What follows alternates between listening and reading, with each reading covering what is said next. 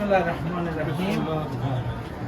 यहाँ पर इमाम हुसैन के बड़े बेटे अली अकबर शहीद, जब दुश्मनों ने घेरा तंग कर लिया ना, इमाम ने समझा कि बचने की गुंजाइश नहीं है, तो इमाम ने अपने साथी भेजना शुरू किए। जब साथी सारे शहीद हो गए ना, तो अब बारी आई ना इमाम के बेटों की। अली अकबर सबसे पहले, जो आदमी इमाम से आता था इजाजत लेने के लिए इमाम उससे रोकते थे, लेकिन अली अकबर को नहीं रोकते। और जब अली अकबर रवाना हो रहा था ना, दुआ के लिए हाथ उठाए, और जो अली अकबर था इमाम हुसैन के नाना की हमशक्ल थी, क्योंकि इमाम हुसैन जब पैगंबर पाक दुनिया से वसाल फरमाया ना, उन्होंने 7 साल की उम्र थी, अपने नाना को देखा था ना। जब अली अकबर की पैदाइश हुई ना, तो क्या हुआ, अली अकबर की पैदाइश हुई तो देखा, कहा कि मेरे नाना की हमशक्ल है। और जब भी इमाम हुसैन को अपने नाना की ज़ियारत कर तड़प होती थी ना, अली अकबर को सामने ला कर देखते थे। तो जब अली अकबर जा रहे थे तो इमाम ने कहा, अल्लाहुम्मा अशहदु अला हाउलाइल उम्मा कद बरज़ अलैहिम गुलाम अशबहु बिरसूलिक व इज़ा अशतक़त ज़ियारत रसूलिक गुज़रना अलैह, कि खुदाया तू गवाह रहना, जब मुझे हुसैन को अपने नाना की ज़ियारत का इश्तियाक होता तो मैं अली अकबर को देखता था। मेरे नाना की अमानत अभी रवाना कर रहा हूँ। कहते हैं कि अली अकबर रवाना हुए मैदान की तरफ। अब थोड़ी देर बाद जब प्यास लगी वापस आए, पीने से प्यासे नहीं, तो आए आकर के कहा, या अबता हल लका मिनल माए सबील, बाबा थोड़ा सा पानी मिल जाएगा। इमाम हुसैन नहीं बोले, पानी नहीं था इमाम हुसैन के पास। अपनी ज़बान निकाली, अली अकबर के मुंह पर रखी। अली अकबर घबरा कर पीछे हटे, कहा बाबा जान अफसोस है, काश के मैं आपसे पानी ना मांगता, आपकी ज़बान तो मेरी ज़बान से ज़्यादा खुश्क है। अब क्या हुआ, अली अकबर पीछे हटे और इमाम हुसैन ने दुआ दी। एक दफ़ा मैदान की तरफ रवाना हुए, एक दफ़ा एक बड़ा पहलवान अली अकबर के सामने आ गया। इमाम का चेहरे का रंग जर्द हो गया।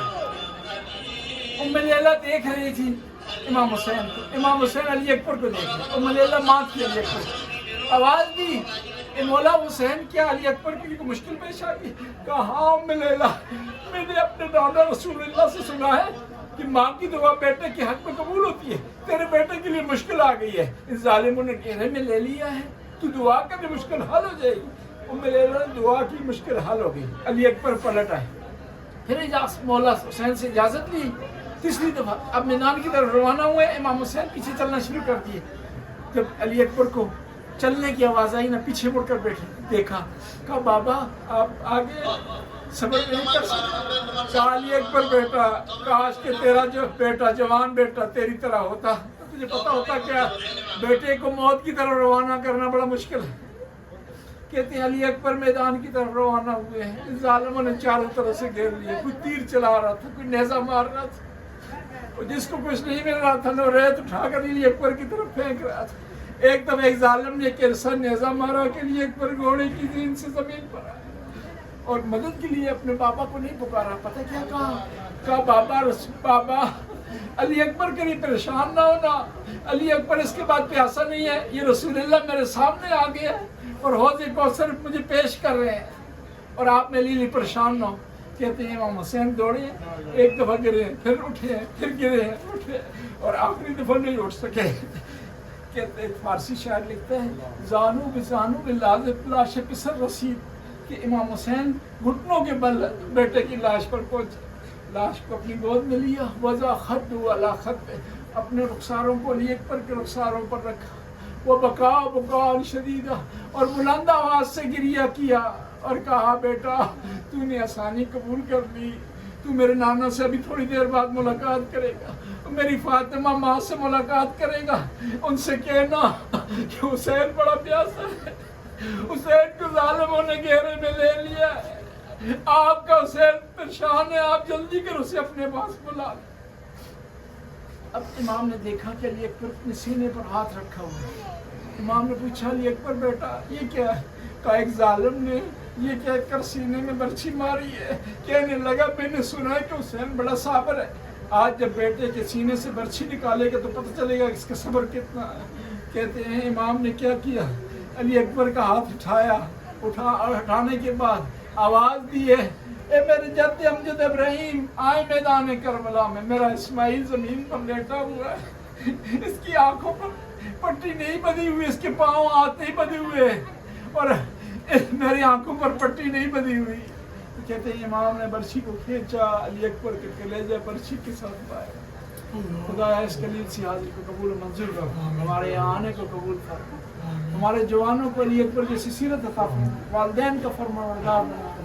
خدایا ہمارے جوانوں کو گناہوں سے بچنے کی توفیق عطا فرما، خدایا ہمیں قربانی دینے کی توفیق عطا فرما، آل بیت کی محبت میں خدایا اضافہ فرما، ان مقامات پر بار بار آنے کی توفیق عطا فرما. خدایا ان مقامات پر ہمیں غلطیوں سے معاف فرما، اس سفر میں غلطی ہوئی معاف فرما، زیارت میں غلطی ہوئی معاف فرما. یا اللہ بزرگ ہستیوں کی جگہ ہے، عظیم ہستیاں، طہارت اور پاکیزہ ہستیوں کی جگہ ہے، اگر ہم میں کوتاہی اسے خدا معاف فرما، ہمارے دل کو پاک قرار دے، گناہوں سے پاک قرار دے، بغض و کینے سے پاک قرار دے، ہمیں غیبت سے محفوظ فرما، جھوٹ بولنے سے محفوظ فرما. خدایا آل بیت علیہ السلام کی شفاعت نصیب فرما، مولا امام حسین اور ان کے جد امجد رسول اللہ کی شفاعت نصیب فرما. یا اللہ تو غفور رحیم، رحم کرنے والے، کرم کرنے والے، یہ پاک جگہ ہے، مقدس جگہ ہے، یہاں فرشتے حاضری دیتے ہیں. خدایا ہماری حاضری کو بھی اس ناچیز سے حاضری کو قبول و منظور فرما. جن لوگوں نے دعاؤں کے لیے کہا ان کی دعاؤں کو مستجاب فرما، جو اس سفر پر آنا چاہتے تھے نہیں آ سکے انہیں بھی آنے کی توفیق عطا فرما. یا اللہ جو سالوں سے انتظار کر رہے ہیں نہیں آ سکتے سفر پر انہیں بھی آنے کی توفیق عطا فرما. یا اللہ تو غفور رحیم، ہماری اس عبادت کا، اس ریاضت کا، اس زیارت کا ثواب ہمارے مرحومین کے نام اعمال میں درج فرما. خدایا اس کا ثواب ان مرحومین کے نام اعمال میں درج فرما جن کے لیے کوئی دعا کرنے والا نہیں ہے، جن کے لیے کوئی فاتحہ پڑھنے والا نہیں ہے. یا اللہ تو غفور رحیم، رحم کرنے والا ہے، کرم کرنے والا ہے، ہمیں امام مہدی کے لشکر میں شمار فرما. ربنا آتنا فی الدنیا حسنہ وفی الآخرۃ حسنہ وقنا عذاب النار. آخر میں اپنے مرحومین مرحومات کے لیے الفاتحہ مع الاخلاص والصلوات. اللهم صل على محمد. بسم الله الرحمن الرحيم.